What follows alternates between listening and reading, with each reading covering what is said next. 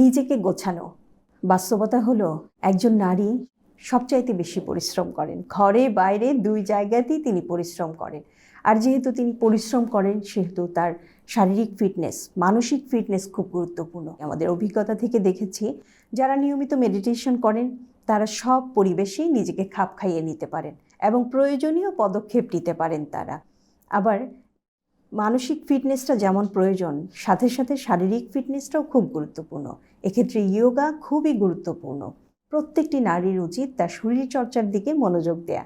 আর নিয়মিত প্রার্থনা একজন মানুষকে ভেতর থেকে অন্তর্গত পরিচ্ছন্নতা তৈরি করে, পবিত্রতার অনুভূতি এনে দেয়। তাই এই কাজগুলোর প্রতি প্রত্যেক নারীরই ভালোবাসা থাকা উচিত এবং তার এই ভালোবাসার জন্য একটা নির্দিষ্ট সময় তাকে বের করে নেওয়া উচিত। এই কাজগুলোকে তার গুরুত্ব দেওয়া উচিত। আসলে বাস্তবতা হলো যতক্ষণ আপনি সেবা দিতে পারবেন ততক্ষণ আপনি মধ্যমণি হয়ে থাকতে পারবেন। তাই শারীরিক মানসিক সুস্থতার জন্য নিজেকে গোছানো খুব গুরুত্বপূর্ণ।